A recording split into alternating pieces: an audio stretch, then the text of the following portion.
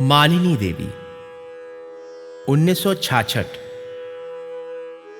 उस दिन जब मैं पिकनिक से लौटी तो घर आकर सुना मालिनी देवी मेरी प्रतीक्षा में बैठी हैं। मैं कुछ कहूं तब तक झट जेब से निकालकर एक सफेद बालों का गोला हथेली पर रखकर मेरी ओर बढ़ा दिया गया। मैंने देखा मुट्ठी भर एक छोटा सा कुत्ते का बच्चा नीली नीली गोल आंखों से मुझे निहार रहा है। उसे देखते ही मैं मुग्ध हो गई।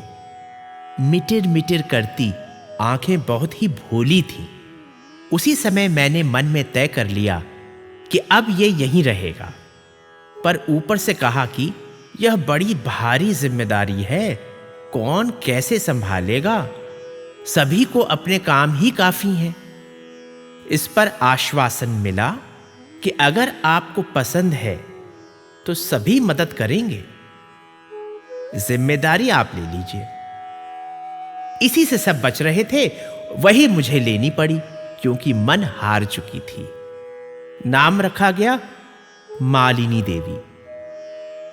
अब यह चिंता हुई कि ये सोएगी कहां, तो मेरे पास पलंग पर लिटाई गई।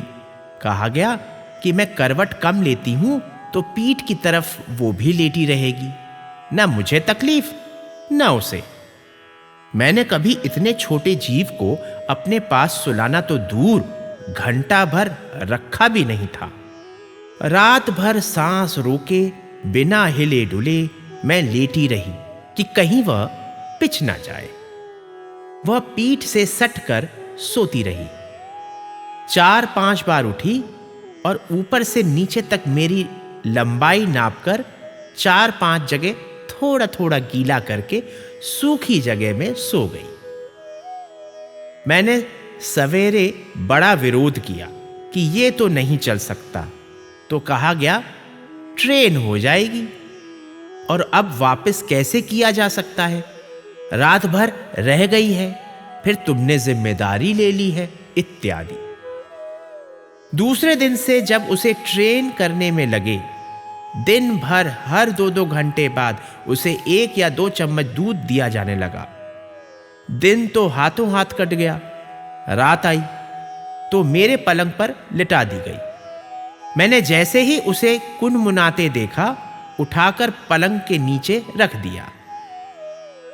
रात भर 4-5 बार ऐसा ही करती रही। 2 ही दिन में वो इतनी समझदार हो गई कि जब नीचे उतरना चाहती मुझे नाक चाटकर जगा देती, फिर ऊपर आने के लिए पाए पर खुरखुर करती, मैं उठा लेती थी।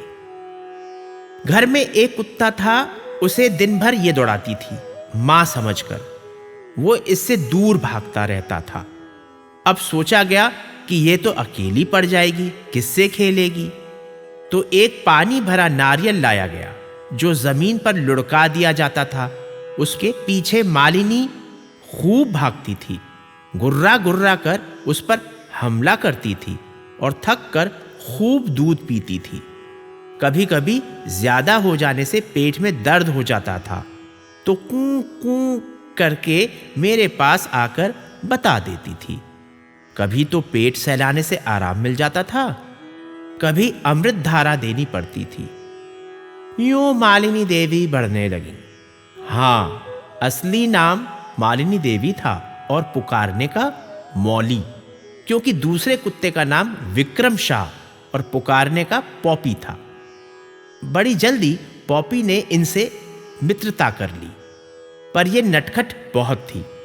कूद कूद कर उसका कान काटती थी और पूंछ में लटक जाती थी, इसलिए इसका दूसरा नाम पड़ा कान कटोरी।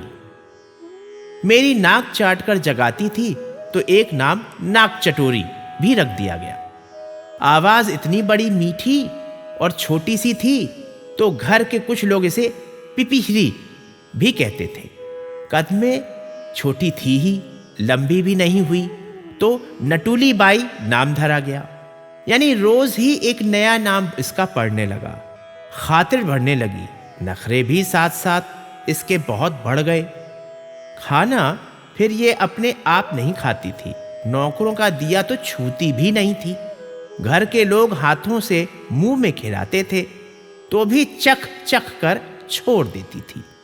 गिनी चुनी चीजें खाती थी, मिठाई बदल कर न दी जाए तो छोड़ देती थी। मेरी तो नाक में दम था इस चुटकुला से जीव के पीछे।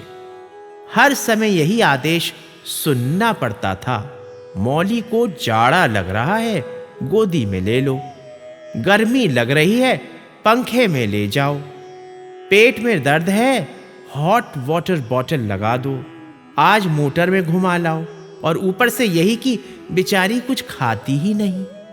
तुम सारा दिन कॉलेज में रहती हो, कुछ देखभाल ही नहीं हो पाती इसकी। मौली के लिए कलकत्ते से, सिंगापुर से गले के पट्टे लाए गए, पर किसी की मजाल नहीं थी कि गले में उसके पट्टे बांध दे। जब पट्टा बांधने की कोई राय देता कि मौली बाहर निकलने लगी है, कहीं खो ना जाए और पट्टे में नाम लिखकर लटकाया जा सकता है, तो यही सुनने को मिलता, नहीं नहीं, बेचारी को पट्टा बांधने से बड़ी तकलीफ होगी, बहुत छोटी है। नतीजा ये हुआ कि लाल रिबन बुंदने, तरह तरह के पट्टे रखे ही रह गए।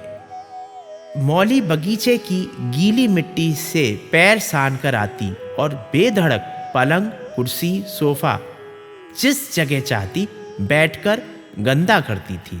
कोई बोलता नहीं था। सबों के सामने दिखावा करने की भी उसकी बहुत आदत थी। जहां कोई मुझसे मिलने आया, पता लगाकर जरूर पहुंच जाती। अगर बच्चे हुए तो उन्हें भूंक भूंक कर डांटती थी और मिट्टी भरे पैर लेकर कूदकर मेरी गोदी में आकर बैठ जाती थी। कई बार मैं बहुत शर्मिंदा भी हो जाती थी, पर यह मानती ही नहीं थी।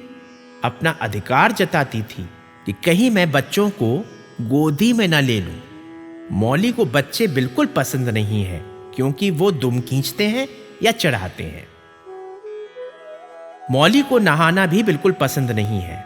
दौड़ा दौड़ा कर बगीचे में पकड़ी जाती, तब कहीं हाथ आ पाती है। फिर 3 जने मिलकर नहलाते हैं। नहलाने वालों को तरबतर कर देती है, खरोंचे मारती है और फिर मेरी गोदी में, मेरे पलंग पर अपने को जाकर सुखाती है। मेरा टैल्कम पाउडर उन्हें लगाया जाता है। जाड़े में पानी गर्म करना पड़ता है। इन्हीं कारणों से मैं उसे नहलाने में बहुत कतराती हूँ। बाद में सजा कौन भुगते। मैंने सोचा अब मौली बड़ी हो गई है, अलग सुलाने की आदत डालूं। उसकी एक आदत बड़ी खराब ये थी कि रात में सोते सोते जगहें बदलती थी और सिरहाने से पैताने तक जाने के लिए वो मुझे रौंदती कुचलती जाती थी। कभी मेरे ऊपर ही सो जाती थी, कभी मुझे धक्का देते देते कोने में खसका देती, सारी रजाई दबाकर लेटी रहती। मुझे काफी तरकीबें लगानी पड़ी थीं कि मैं भी पलंग पर सो सकूं। मैंने अलग खटोला बिछवाया कि मौली सोएगी, पर उसे पसंद नहीं आया। मेरे ही पलंग पर चढ़ने की जिद करती रही। स्वयं चढ़ नहीं पाती थी, नटुली बाई थी ना। तो जब देखा उसने कि मैं चुप पड़ी हुई हूं, तो कमरे के दूसरे कोने में जाकर वहां से तेजी से दौड़कर पलंग तक आई और छलांग लगाकर सीधे ऊपर आ गई। इस बात पर सारा घर बलिहारी हो गया। गजब की इंटेलिजेंट है, देखा क्या छलांग लगाई है। अब कोई इसे नीचे नहीं उतार सकता, ये जीत कर आई है। तुम बड़ी क्रूएल हो, बेचारी छोटी सी चुटकुला सी मौली बेटी पर अन्याय करती हो। नतीजा ये हुआ कि वो खटोला खाली पड़ा रह गया। पॉपी कभी कभी सो जाता था। मैं भी मौली की बगल में जगह निकालकर अपने आराम का इंतजाम कर लेती हूँ। रथ यात्रा का मेला आया तो मौली को बड़ा मनसायन हुआ। सबसे बड़ी मेलहरी यही सिद्ध हुई। खिड़की से रोज मेला देखती थी। तब से रोज अब छलांग लगाकर पतली सी दीवार पर बैठ जाती है और हर रिक्शे, मोटर, बस का मुआयना करती है। पप्पू को भी सिखा दिया है। सारा मोहल्ला इन्हें पहचान गया है।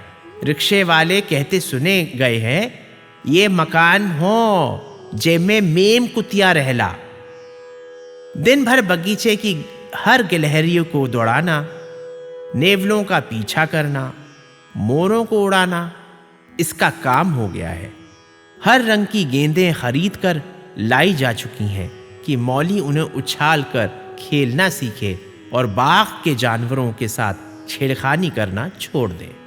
पर घंटे भर के अंदर सुइयां से दांतों से गेंद में छेद करके उसे उछलने से बेकार कर देती है और फिर मनोरंजनार्थ मोरों को दौड़ाना, नेवलों को सताना शुरू कर देती है। केवल एक मेंढक के आगे इसकी कुछ बिसात नहीं चलती। वो गर्मी में आता है, बिजली के खंभे के नीचे बैठकर आंखें तरेर कर टर्राता है, जिससे मौली बड़ी खफा होती है। पास पहुंचकर छोटे से पंजे से चाटा मारती है, धक्का देती है, पर वह मोटा साव टस से मस नहीं होता। वहीं बैठा बैठा मौली को चढ़ाता है। जब एक छलांग लगाता है तो मौली 10 हाथ पीछे भागती है और खिसिया खिसिया कर उस पर भूंका करती है। वह मस्ती से टराटर करके घास में घूम फिरकर अपने तालाब में चला जाता है। 2 साल से वह मौली को तंग कर रहा है। अब की मौली के तीसरे जन्मदिन के बाद देखें क्या होता है। मौली को बीमार लोग सबसे ज्यादा पसंद हैं। वे खाट पर लेटे रहते हैं, जिससे मौली को रात दिन का साथी मिल जाता है। वह मरीज के सिरहाने पैताने बैठकर लंबी लंबी नींदें लेती है। घर वालों की देखा देखी खर्राटे लेना भी सीख लिया है। पर कहा यही जाता है कि कैसी तीमारदार कुतिया है, क्षण भर भी मरीज को अकेला नहीं छोड़ेगी। एक दिन एक बहुत बड़ी दुर्घटना होने से बच गई और महीनों हर मित्र को सुनाने के लिए एक कहानी तैयार हो गई। हुआ ऐसा कि पहरेदार के साथ दोपहर को खेलती खेलती मौली कुएं की तरफ चली गई। मौली को एकाएक गिलहरी दिखाई पड़ गई, जिसे देखते ही इसने तेजी से दौड़ाना शुरू कर दिया। गिलहरी छलांग मारकर कुएं के पार चली गई। मौली ने भी छलांग लगा दी और बेचारी एकाएक कुएं में जा गिरी। बहादुर ने देख लिया था और फौरन बाल्टी कुएं में लटकाकर अपनी पहाड़ी हिंदी में तरह तरह के निर्देशन मौली को दिए। उन्हें समझकर या आत्मरक्षा की भावना से प्रेरित होकर घबराई हुई उस बाल्टी में आ बैठी और उसकी जान बच गई। ताड़बीर बाबा को प्रसाद चढ़ाकर हम सबों में बांटा गया। बहादुर को इनाम दिया गया और मौली को 2 दिन तक गोदी से नहीं उतारा गया। मोटर में घूमने की मौली बड़ी शौकीन है। पीछे शीशे के बगल में अपनी सीट बना ली है। मोटर के आते ही वहां जा बैठती है।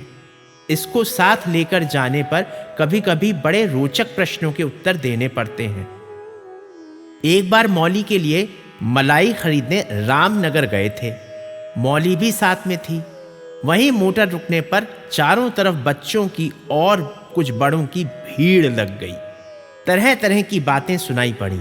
अरे परे हट, देखत नहीं पुसावल कुकुर हो, बेलायती हो, का खात होई? एक ही अखियां देखा, कैसन मुलुर मुलुर ताकत हो।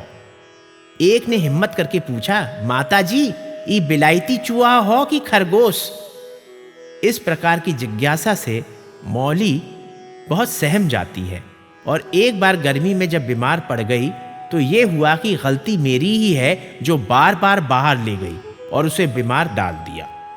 शक ये भी था कि नजरा गई है। दिन में वो नौकरों के क्वार्टरों में चली जाती है। रात का नेपाली पहरेदार उसका सबसे बड़ा मित्र है। गर्मी में उसी के साथ पहरा देती है, फिर उसी के साथ उसके घर चली जाती है। एक दिन बड़ी ढूंढ मची, मौली मिल ही नहीं रही थी, तो तय हुआ कि गले में घुंघरू बांधे जाएं, जहां रहे आहट मिलती रहे। इसके लिए तो गले में पट्टा बांधना ही होगा। पट्टा बांधने के खिलाफ लोग अब कुछ बोल नहीं सके, क्योंकि या तो मौली पट्टा बांधे घुंघरूदार या खो जाया करे। तो अब पट्टा बांधा गया, बड़ा नाजुक सा, जिसमें 4 हल्की आवाज के घुंघरू हैं। अब नया नाम पढ़ना भी जरूरी हो गया, तो झुनझुनिया टुनटुनिया रखा गया। टोइया सी मौली अब चाहे जहां भी होती है, घर वाले निश्चिंत रहते हैं, क्योंकि टुन टुन सुनते रहने से उनका मन सदा गुनगुन गाता ही रहता है।